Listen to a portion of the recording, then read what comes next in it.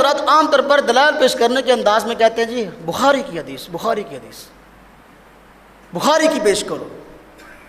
ہم کہتے ہیں بھائی دیکھو، عمل کے لیے محدثین نے بخاری کی حدیث کی ہونے کی شرط نہیں لگائی۔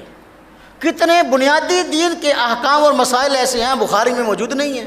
کوئی آدمی کہے بخاری میں دکھاؤ گے تو پھر مانوں گا۔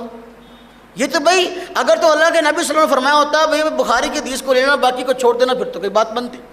مطالبہ ہی غلط ہے، لیکن خیر ہم کہتے ہیں ٹھیک ہے، ہم بخاری کی روایت بھی پیش کرنے کو تیار ہیں، اور اگر تم کہتے ہو مسلم کی، ہم وہ بھی پیش کرنے کو تیار ہیں۔ تم سنن سے کہتے ہو وہ بھی پیش کرنے کو تیار ہیں، تم مسانید سے کہتے ہو ہم وہ بھی تیار کرنے کو، اپنا حدیث بیان کرنے کو تیار ہیں، تم مصنفات سے کہتے ہو ہم ان کتب سے بھی روایت پیش کرنے کو تیار ہیں، لیکن اپنے دل کے برتن کو سیدھا کرو، ٹیڑھا نہ کرو۔ برتن جو ہے اگر ٹیڑھا ہو نا، الٹا ہو، اس کے اوپر آپ ٹوٹی اور نل چلا دیں تو ساری ٹینکی کا پانی خالی ہو جائے گا، اس کے اندر ایک قطرہ بھی نہیں پڑے گا۔ لیکن اگر برتن سیدھا کر دو تو تھوڑے سے پانی بھی نل کھولیں گے تو اپنا اس سے برتن بھر جائے گا۔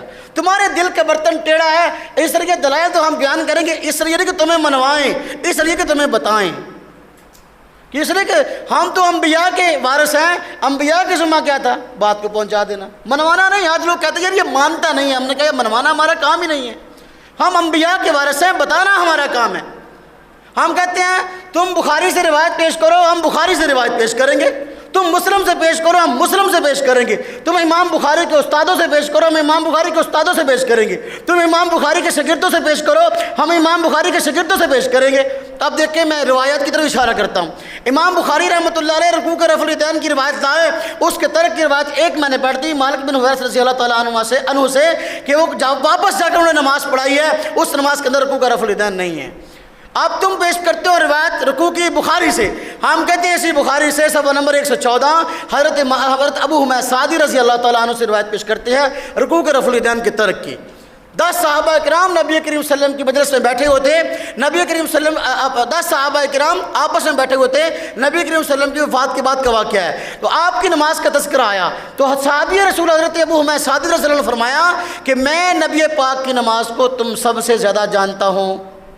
اب بیان کیا، فرمایا جب شروع نماز کا تذکرہ ہے نا، فرمایا کہ آپ جب نماز شروع کرتے تو رفع الیدین کرتے، لیکن جب رکوع کو بیان کیا تو پھر کیا فرمایا کہ جب آپ رکوع کرتے تو گھٹنوں پر اپنے ہاتھوں کو جما دیتے، وہاں رفع الیدین نہیں ہے۔ وہ کیا کہتے ہیں 10 صحابہ کرام موجود ہیں، تم سب سے زیادہ نبی کی نماز کو میں جانتا ہوں، محفوظ کرنے والا ہوں۔ شروع نماز کا رفع الیدین بیان کر دیا اور رکوع کی کیفیت بیان کی تو فرمایا کہ گھٹنوں پر آپ ہاتھ جما رہتے، وہاں رفع الیدین نہیں ہے۔ ہم کہتے ہیں دیکھو تم بخاری سے روایت پیش کرتے ہو، ہم نے بھی بخاری سے روایت پیش کر دی، اب کرو کیا بات ہے؟ اب پھر یا تو پہلے مطالبہ کریں گے بخاری سے پیش کرو، جب ہم پیش کریں گے تو پھر عقلی ڈھکوسلے چھوڑنا چھوڑ کر دیں گے، کہیں گے بس ایک کہنے لگا اس میں نہ کرنے کا تذکرہ ہے نہ کرنے کا تذکرہ ہے۔ میں نے کہا شروع نماز کے کرنے کا تذکرہ ہے، کہتا ہاں جی۔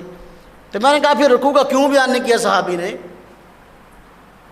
اگر رفع الیدین نماز کا مسئلہ تھا، نبی پاک کی نماز کا حصہ تھا تو شروع نماز کا انہوں نے بیان کر دیا۔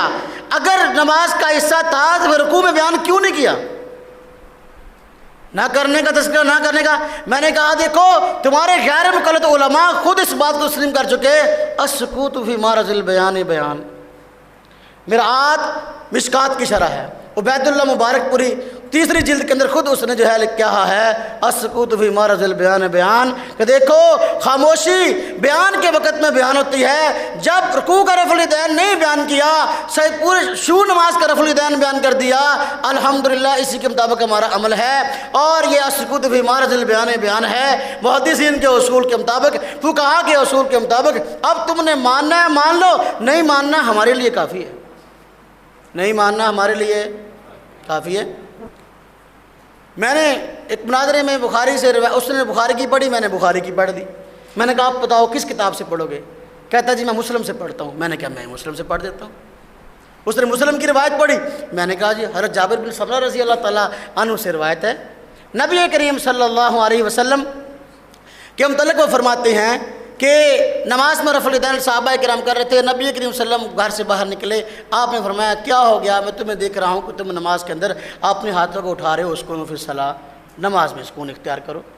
میں نے کہا تم نے مسلم شریف کی روایت پڑھ دی؟ میں نے مسلم شریف کی پڑھ دی۔ اب بتاؤ کیا کرو گے؟ کہتا ہے یہ سلام سے متعلق ہے۔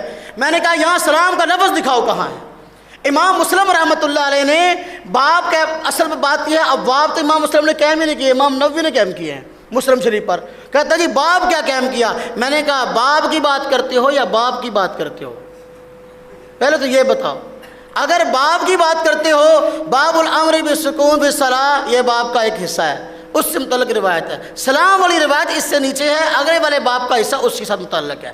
اگر یہ دونوں ایک حدیث ہوتی، کہتا ہے یہ ایک حدیث ہے۔ میں نے کہا اگر دونوں ایک حدیث ہوتی الگ الگ سند بیان کرنے کی ضرورت تھی؟ کہتا ہے نہیں۔ تو میں نے کہا پھر کیوں بیان کی؟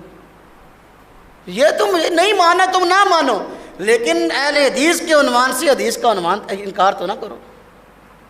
پھر مجھے کہنے لگا نماز کے اندر ہے اسکنوا فی الصلاۃ، نماز میں سکون اختیار کرو، تو پھر شروع نماز میں کیوں کرتے ہو؟ میں نے کہا فرمایا حدیث کے الفاظ پہ غور کرو، اسکنوا فی الصلاۃ، نماز میں سکون اختیار کرو، تو بھائی جو شروع نماز کا رفع الیدین ہے وہ نماز کے اندر نہیں، نماز کے باہر کا ہے۔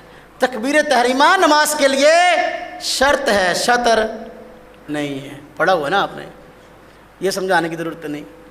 ہاں جی، تو لہذا اسکنوا فی الصلاۃ میں رکوع کا داخل ہے، سجدے کا داخل ہے، اس کا ترک یہاں سے ثابت ہے۔